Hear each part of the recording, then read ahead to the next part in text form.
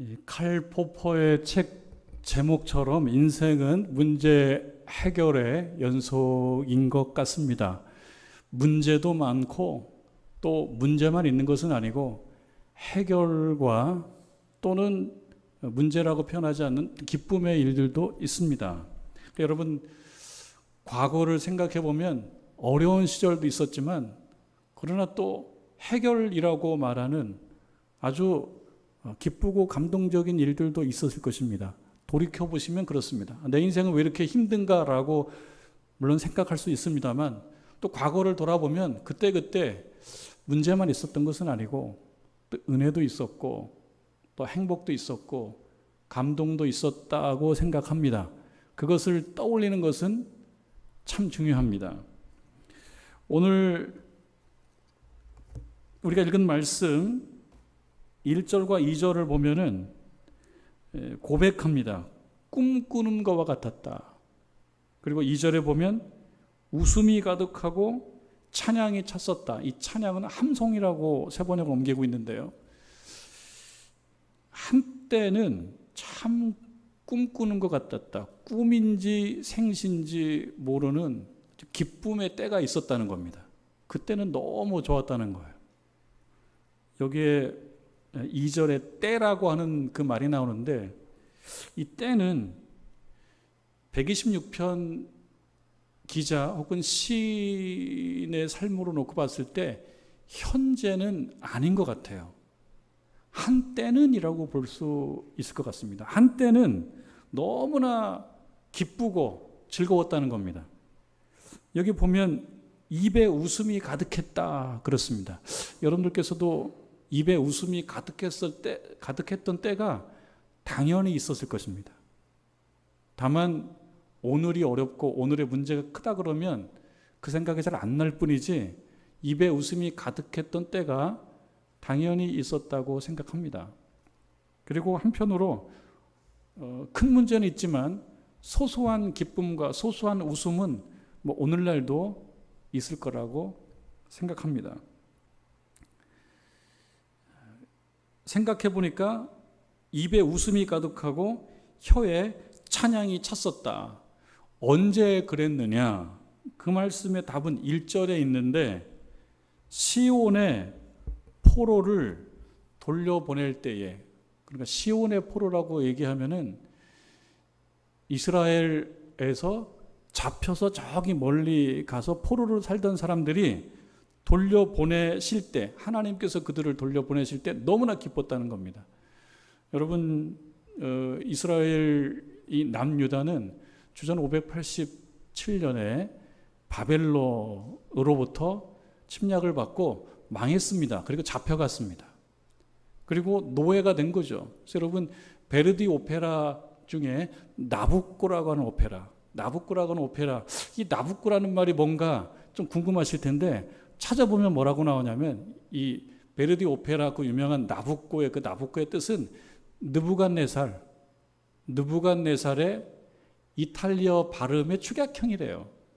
그러니까 베르디 오페라 나부코는 느부갓네살이라는 뜻이에요. 오페라 제목이. 근데 그 오페라의 가장 유명한 곡은 아리아가 아니고 합창곡 히브리 노예들의 합창이라고 하는 곡인데요. 그 히브리 노예들의 합창이라고 하는 노래 내용은 말하자면 바벨론 강변에 앉은 사람들의 어떤 마음의 슬픔의 노래예요. 내 마음은 내 고향으로 갈 수 있는데 내 몸은 가지 못한다. 내 그리움을 내 고향 땅에 좀 전해줬으면 좋겠다. 아, 그립다 나의 시온. 이런 내용을 담고 있는 곡이 히브리 노예들의 합창입니다. 그러니까 히브리 노예들, 그러니까 70년 동안에 바벨론으로 잡혀가서 정말 남의 나라 타향살이를 했던 그 사람들이 마침내 돌아온 거죠. 그래서 그 1절에 보면 시온의 포로들이 돌아왔을 때 그 감격은 너무너무나 기뻤다라고 하는 것입니다. 제가 어제 한 사진을 봤습니다. 1945년 9월 달에 누군가 찍은 흑백 사진인데요. 1945년에는 어떤 일이 있었습니까? 1945년 8월 15일 광복절 아닙니까? 일제강점기로부터 해방된 날이죠. 그러니까 9월 달이면은 바로 그 감격이 있었던 어느 한 집회인데요. 1945년 9월 어느 한 집회, 9월 달. 그 집회에 대한민국 국민들, 그때 대한민국 국민들이 너무 기뻐서 이렇게 막 환호성을 하는 그런 장면을 담은 사진을 봤습니다. 어쩌면 그 장면과 1절에 시온의 포로를 돌려보낼 때라고 하는 장면과 조금 맥락을 같이 해볼 수도 있겠습니다. 동서독 통일 때 베를린 장벽이 무너졌을 때 독일 사람들이 너무 기뻐서 소리를 지르고 노래를 불렀던 그때의 장면을 또 생각해 볼 수도 있겠습니다. 그때는 너무너무나 기뻤고 정말 꿈인지 생신인지 몰랐었다. 2절 말씀에 그래서 웃음이 가득하고 찬양이 찼었다. 그때는 문 나라 가운데에서 어떤 사람들이 말하기를 여호와께서 그들을 위해서 큰 일을 행하셨다. 아, 정말 예수 열심히 믿더니, 우리로 얘기하면 예수 열심히 믿더니, 교회 열심히 다니더니 저런 일들도 경험하네 라고 누군가 말도 했던 때가 있었다는 거예요. 그런데 4절로 오게 되면 그 어떤 분위기,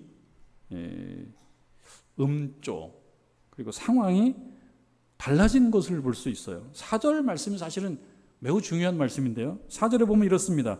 여호와여 우리의 포로를 남방 시내들 같이 돌려보내소서 이렇게 나오거든요. 우리의 포로 끝난 거 아닙니까? 1절로 보면은 포로를 돌려보냈어요. 너무나 기뻤어요. 입에 웃음이 있었어요. 함성이 있었어요. 찬양이 있었어요. 그러면 다 해결된 것으로 생각해 볼 수 있는데 4절을 보게 되면 다시 현실로 돌아옵니다. 그러니까 꿈이야 생시야 했던 때의 그 놀라운 경험은 이거 꿈이었었던 거야? 꿈이었었던 거야? 근데 현실은 아닌 그런 상황인 거야? 라고 하는 것입니다. 여호와여 우리의 포로를, 다시 포로 이야기를 하고 있습니다. 남방 시내들 같이 돌려보내소서. 이 표현을 세번역 성경을 읽어보면 조금 더 생생하게 우리가 들어볼 수 있는데요. 세번역 성경은 이렇게 옮겨요. 주님, 네겝부. 오늘날 이스라엘의 남부지방의 그 광야지대를 네겝이라고 하는데요. 주님, 네겝의 시내들에 다시 물이 흐르듯이 포로로 사로잡힌 우리가 다시 한번 번영하게 해 주십시오. 다시 한번 번영하게 해 주십시오 라고 하는 말씀이 4절이에요. 돌려보내소서라고 하는 것은 다시 한번 번영하게 해 주십시오. 이거는 이스라엘 백성들 뿐만 아니고 오늘날 우리들에게도 같은 고백으로 들려줄 수가 있겠다 싶습니다. 한때 번영했던 시절이 있습니다. 한때 번영했던 시절이 사람들에게 다 그렇습니다. 아니면 그 번영, 그 전성기가 지금이신 분들도 계시겠지만 그러나 한때 정말 절정이었다라고 느껴졌을 때가 있습니다. 그런데 지금을 비교해 보면 그만 못한 것 같은 건강도 그렇고 경제도 그렇고 마음도 그렇고 인간관계도 그렇고 내 책임 분량도 그렇고 생각해 보면 너무나 힘들고 열악한 상황이라고 느낄 수도 있습니다. 지금 현재. 그 어떤 사람이 한때를 기억하는 거예요. 아, 하나님, 옛날 생각해 보니까요. 그때 하나님께서 은혜를 주셔서 정말 포로된 신분을 칼 포퍼 책 제목의 표현대로 문제의 우리들을 해결, 해방, 자유로 이끌어 주셨던 그때를 저는 기억하는데 하나님, 오늘날 이 현재 다시 한번 번영을 허락해 주십시오. 라고 기도하는 거예요. 우리들도 그럴 수 있죠. 한때 하나님 정말 좋았는데 요즘에 안 그렇거든요, 하나님. 요즘에 안 그래요, 하나님. 저 아프기도 하고 경제도 좀 그렇고 어려움이 있습니다. 다시 한번 번영의 때를 살아갈 수 있도록 하나님께서 해 주십시오. 자기가 할 수 있는 일들은 자기가 해야 되지만 자기가 할 수 없는 일도 있어요. 우리가 여러분 소소한 기쁨, 작지만 확실한 행복, 소확행이라는 말 우리가 좀 알고 있는데 들어서 소확행, 작지만 확실한 행복. 그러니까 빵 한 쪽을 구워서 크림치즈를 듬뿍 바르고 커피 한 잔과 함께 또 시원한 곳에서 그것을 먹으면서 느끼는 소소한 그런 행복과 기쁨들은 내가 할 수 있습니다. 조금만 나가면 산이 있어요. 조금 더 멀리 가면 바다도 있어요. 마음만 먹으면 할 수 있습니다. 시간을 좀 투자하고 약간의 조금 경비를 쓰면 우리에게 기쁨을 주는 일들이 주변에 있습니다. 그런 것들을 우리가 해야죠. 내가 나가서 걸으면서 땀을 흘리면 나에게 기쁨을 준다? 그러면 조금 나가서 걷고 땀을 흘리고 산을 보고 하늘을 보고 조금 더 멀리 가서 바다를 보면서 위로를 받고 웃음을 경험하고 기쁨을 경험할 수 있으니 할 수 있으면 그렇게 해야죠. 시간과 약간의 경비를 들여서. 그러나 어떤 일들은 내 힘으로 내 노력으로 결과를 자신할 수 없는, 결과를 확신할 수 없는 일들이 많이 있습니다. 그건 개인적인 것도 그렇고 민족적인 것도 그렇습니다. 뭐 하고 싶어서 할 수 있는 것이 아닌 것들이 있어요.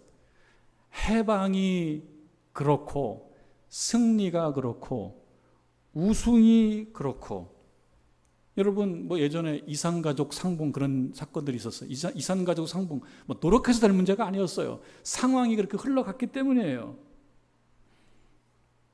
2001년도 8월 23일 날 IMF 마지막 빚을 갚았대요. IMF 하면 20년 더 지난 일이지만 매우 힘들었던 때 아닙니까? 그런데 대한민국이 3년 8개월 만에 모든 빚을 갚았었대요. 그게 2001년도 8월 23일이었대요. IMF로부터 빌렸던 195억을 다 갚았대요. 그래서 그때 사람 국민들이 굉장히 뿌듯해하고 뭐 그랬었던 기억을 어렴풋이 생각해 볼 수 있습니다. 이런 걸 포함해서 내 힘으로는 할 수 없지만, 내 노력으로는 할 수 없지만 여러 가지 상황이 그렇게 흘러가면서 해방, 합격, 승리, 우승, 회복 이런 일들이 있는데 이것은 내 힘으로 할 수 없는 일들이 많이 있습니다. 그럴 때는 어떻게 할 거냐? 내가 시간을 좀 투자하고 경비를 약간 내서 할 수 없는 그런 일들은 어떻게 할 거냐? 4절 말씀이죠. 여호와여 우리의 포로를 남방 시내들 같이 돌려보내소서. 하나님의 능력과 하나님의 도움과 하나님의 개입으로 이루었던 그 옛날의 일들을 회고하면서 다시 현재의 그 기도를 드리는 것입니다. 네게부의 시내들의 물이 다시 흐른다. 여러분, 이스라엘의 국토는 대한민국의 뭐 한 4분의 1밖에 안 된다 그래요. 경상남북도 정도의 크기라 그래요. 근데 그 중에 반은 광야라고 합니다. 그 중에 반은. 그 광야는 주로 이스라엘 땅 남부지방에 있어요. 남부지방. 여기는 뭐 우리가 대부분 가보질 못해서 생생하게 우리가 머리로 떠올릴 수 없지만 우리가 머릿속으로 생각하는 헤브론이라는 지역이 있다 그래요. 헤브론. 그리고 부엘세바. 헤브론이 높은 지역인데 그 헤브론에서 남쪽으로 좀 내려오면 부엘세바라고 하는 도시가 있어요. 부엘세바라는 오늘날 도시가 있는데 여기가 광야가 거의 시작되는 초입이에요. 그런데 1년 강수량이 약 200에서 300mm쯤 된답니다. 근데 여러분 1년 강수량이 300mm쯤 되면은 관계 시설 없이 그저 경작을 할 수 있대요. 근데 그보다 적게 내리면 자연적으로는 할 수가 없어요. 이 부엘세바 밑에서 조금 중앙 네게부, 중앙 광야 지역으로 들어가면 1년 강수량이 100mm 미만이랍니다. 100mm 미만.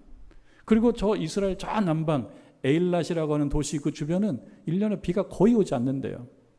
그러니까 남방의 시내들이라고 하면은 허울 좋은 시내예요. 사실은 비가 와야지 시내가 의미가 있죠. 광야에 비가 와야지 무슨 의미가 있는 거 아닙니까? 그러니까 남방의 시내들은 말만 시내지 사실은 시내가 아니고 오히려 통행로와 같은 거예요. 통행로, 골짜기 통행로. 지금도 이 남방, 이스라엘 남방에 보면 울퉁불퉁하고 물이 땅으로 다 흡수되지 않고 막 흘러가는데 물이 있다가 흘러가가지고 울퉁불퉁한 그러한 지면이 많다고 그럽니다. 그러니까 이 남방의 시내들은 척박한 겁니다. 메마른 거예요. 그런데 겨울 우기에 간혹 비가 와서 그 비로 인하여 말만 시내였던 남방의 시내 물이 넘치기도 한다는 거예요. 여러분 사막이나 뭐 광야 이런 데 흐르는 그 천을 와디라고 그렇게 얘기를 하는데, 와디 그거는 평상시에는 물이 없어요. 비가 와야지, 위에서 비가 와야지 비로소 시내가 되는 거예요. 그러니까 남방의 시내들 같이라고 하는 것은 두 가지 의미가 있습니다. 한 가지는 메마른 어떤 것을 얘기합니다. 우리들은 남방의 시내들 같다는 거예요. 지금 이 시편 126편의 기도자가 하는 말은 우리의 현재는 메마른 남방의 시내들이라는 거예요. 메마른 남방의 시내. 근데 여기서 말씀하는 것처럼 남방의 시내들 같이 돌려보내라고 하는 것은 남방의 시내가 위에서 비가 와가지고 한번 넘치는 그런 시내다운 시내, 그런 시내가 한번 되게 해 주십시오. 그러니까 이 말을 이렇게 옮겼던 거예요. 사로잡힌 우리가 네게부의 시내들에 다시 물이 흐르듯이, 그 네게부의 시내도 다시 물이 흐르지 않으면, 비가 오지 않으면 그냥 이거는 말만 시내인 건데, 비가 오면 시내 같은 시내가 돼요. 우리들도 지금 메마르고 어려운데 다시 한번 하나님께서 물을 주셔서 흐르게 만들어 주신다면 시내 같은 시내가 우리도 될 수가 있으니 하나님 다시 한번 흐르게 해 주십시오. 다시 한번이라는 거 두 번째죠. 그럼 언제 흘렀습니까? 예전에 포로가 돌아왔을 때, 포로들이 귀환했을 때는 물이 흘렀어요. 너무 기분이 좋고 웃음이 있고 찬양이 있고 함성이 있었는데, 한 번 번영이 있다라고 해서 지속적으로 번영이 뭐 이렇게 보장되는 건 아니지 않습니까? 이스라엘도 그랬던 거예요. 처음엔 좋았는데 시간이 흘러가면서 마음대로 이렇게 사회가 운영이 안 되는 거예요. 어려움을 느끼는 거예요. 그 상황 속에서 하는 기도가 바로 이 기도입니다. 주님, 네게부의 시내들에 다시 물이 흐르듯이 포로로 사로잡힌 우리가 다시 한번 번영하게 해 주십시오. 여러분, 6월을 호국보훈의 달이라고 하죠. 호국보훈. 그러니까 호국보훈이라는 말은 나라를 지킨 분들, 나라를 지킨 분들의 그 희생에 대해서 그 어떤 그 공헌을 좀 기려주고 박수 쳐주고 따라가고 그렇게 하는 것입니다. 사전을 찾아보면 그렇게 나옵니다. 나라를 지키고 나라를 위하여 힘쓴 사람들의 공은 그것에 보답하는 것. 어떻게 보답합니까? 그 우리가 잘 아는 가곡 중에 비목이라는 가곡이 있지 않습니까? 비목은 뭐 원래는 목비였대요. 목비. 이 가사를 쓴 한명이라고 하는 그 분이 생각하는 목비예요. 말하자면 나무로 만든 비석이에요. 비석이 아니고 비목이에요. 나무로 만든 비예요. 1960년대 초반 때 군생활을 했던 그 분이 쓰신 가사인 거죠. 땅을 파면 6.25 전쟁 때 전쟁하다가 거기서 사망한 20대 군인들의 뼈들이 땅에서 나오는데 그걸 보면서 자기 자신은 어떻게 생각하냐면, 나도 20대고 그들도 20대인데 나는 살아있고 그들은 죽었다는 거예요. 그게 마음 아프다라고 하는 그 마음을 담아서, 말하자면 그들의 어떤 그리움, 추억이 쌓이고 애달고 그런 가사를 쓴 것입니다. 그 가사는 무엇입니까? 우리를 위해서 먼저 희생한 사람들에 대한 공이 참 크다. 여러분, 6월달 호국보훈의 달이고, 그리고 특별히 오늘은 6월 25일 6.25 전쟁이 발발한 지 73주년이라고 그럽니다. 나라를 조금 진지하게 생각을 하면 좋을 그런 달입니다. 나라 사랑은 다 다른 사람에게 맡길 것이 아니라 신자인 우리들도 나라를 사랑하는 마음을 가져야 되고, 나라를 사랑하면서 자신을 희생했던 사람들에 대해서 고마운 마음을 가질 필요가 있겠다. 조금 유감스러운 말이 저는 이런 거예요. 요즘 많이 쓰는 말이에요. 이게 나라냐? 그렇게 얘기해요. 이게 나라냐? 근데 냉정하게 생각해 보면 이게 나라냐라고 소리 질러도 안 잡아가요. 그건 나라죠. 이게 나라냐라고 얘기는 뭐 여야를 막론하고 막 하더라고요. 이쪽 진영 저쪽 진영 다 이게 나라냐라고 얘기하는데 나는 책임이 없고 이게 나라냐를 듣고 있는 당신들이 책임이 크다라는 책임 회피 같은 마음도 많이 들어요. 저는 생각해 보면 참 6.25 전쟁 이후에 저는 사실 6.25 전쟁에 대해서 말할 자격이 없죠. 그때 제가 없었으니까. 정말 힘들게 이 나라를 일으켜 세워서 이만큼 도움을 원조를 받는 나라에서 이제는 도움을 주는 나라로 됐으니 나라가 맞죠. 국적기가 2개나 있고 자동차 브랜드가 이렇게 많고 그리고 외국의 어떤 사람들이 한국에 와서 살면서도 늘 하는 말이 한국이 참 안전한 나라라고. 밤에 여성들이 마음껏 외출을 해도 되는 나라라고. 이런 나라가 어디 있냐고. 그렇게 얘기하는데 정작 이 안에 살아서 이 나라의 혜택을 받고 있는 사람들은 이게 나라냐고 삿대질을 한단 말이에요. 누구에게? 나 아닌 다른 사람들에게. 나는 책임 없고 당신들이 책임이 있다고. 생각해보면 나라죠. 그 당신들 때문에 이만큼 살고 있다고 생각해요. 그러니까 이게 나라냐고 함부로 소리 지르는 그런 약간 무례함은 없으면 더 좋지 않을까 생각합니다. 아쉬운 건 다 있습니다. 미국도 있고 프랑스도 있고 아쉬움은 다 있어요. 대한민국 이만큼 된 것은 많은 사람들이 이 비목에서 노래하는 것처럼 나라를 지키기 위해서 목숨을 바치고 희생한 분들의 공이 참 크고 우리들은 그 공을 정말 가슴 깊이 감사하며 감동하고 감사하고 겸손하게 살아가야 될 것이며 또 하나 신자로서 우리가 중요하게 생각해야 될 것은 지금 126편 1절과 4절에서 얘기하고 있는 것처럼 바로 그것입니다. 시온의 포로를 돌려보냈는데 누가 그랬냐면 하나님께서 그리하셨다. 외형적으로는 희생한 사람들이 참 많습니다. 제가 전에 한번 말씀드렸죠. 저기 철원 저 끝에 백마고지라고 있어요. 백마고지. 여기서 대략 한 100km쯤 됩니다. 제법 멀어요. 한 2시간쯤 가야 돼요. 제가 혼자 백마고지를 찾아간 적이 있습니다. 백마고지 전투 공부도 좀 해보고 얼마나 많은 젊은이들이 희생했는지 모르는 그분들의 희생이 있었기 때문에 그래도 대한민국에서 우리가 자유를 누리고 살 수 있다라고 하는 거죠. 그걸 생각해 봐야 되면서 그러나 그 외형적으로 희생한 사람들보다 더 깊은 곳에서는 우리 하나님께서 시온의 포로를 돌려보내셨던 것처럼 이 나라를 지켜주셨는 줄로 믿습니다.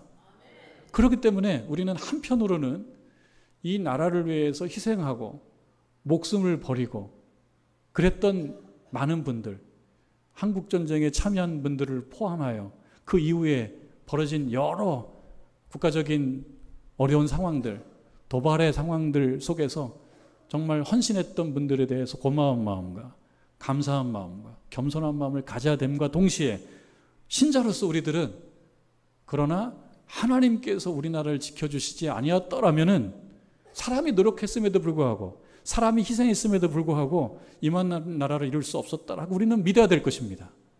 그렇기 때문에 이 시점에 우리가 다시 한번 남방의 시내들처럼 물이 흐르는 나라가 되도록 우리가 소망한다 그러면 그 소망은 우리 하나님을 향한 기도로 이어져야 된다. 그것이 우리가 할 일입니다. 예수님께서 예루살렘을 보시면서 우셨다 그랬죠. 복음서에 보면 예수님께서 예루살렘을 바라보시면서 우셨다 그럽니다. 예루살렘의 감람산에서 이 겟셋마네로 가는 그 길에 예수님 눈물교회라는 교회가 있대요. 제가 사진을 보니까 눈물방울처럼 생긴 모양의 작은 교회예요. 예수님 눈물교회. 그럼 뭡니까? 예수님께서 예루살렘을 보시면서 이 나라의 남방의 시내들처럼 정말 물이 한번 다시 흘러야 되는데 물이 흐르지 않고 너무 메말라가는 걸 보면서 안타까워했던 마음을 담은 거예요. 그럼 2023년도 정릉제일교회 우리 교우들은 중요하게는 2가지, 우리 교회와 나라를 위하여 그런 기도하는 마음을 가지면 좋겠다. 우리 교회를 생각하면서 어떤 마음이에요? 우리 교회를 생각하면서 하나님, 남방 시내들, 말로만 시내가 아니고 하나님께서 비를 내려주셔서 다시 넘치는 시내 같은 시내 되게 해주옵소서. 또 한 가지는 이 나라를 하나님 지켜주셔서 정말 공산 정권 밑에 하에 있을 수도 있었는데, 그러나 이만한 자유국가를 만드는 거에 대해서 감사하며, 동시에 이 시대 2023년도에 이게 나라냐 그렇게 얘기하면서 분열되어 있는 이 나라에 대해서 우리 하나님 다시 한번 역사해 주시고 비를 주셔서 남방 시내들처럼 다시 풍성한 나라가 되게 해 주십시오. 지금도 감사하죠. 정말 이만큼 살 수 있게 된 것도 너무나 감격스럽고 감사한 건데, 그럼에도 불구하고 많은 국민들의 마음에 갈증과 유감과 아쉬움이 있다 그러면 신자된 우리들은 우리 하나님 앞에, 하나님 이 나라에 또 다른 번영, 두 번째 번영을 허락해 주시는데, 남방 시내들, 말로만 시내들인데 하나님이 비를 주셔서 넘치게 흘렀던 그 시내들을 생각하는 그 시내들처럼 하나님 이 교회와 이 나라에 또 한 번의 번영을 허락해 주옵소서. 이렇게 기도하며 나아가는 저와 여러분 되기를 주님의 이름으로 축원합니다.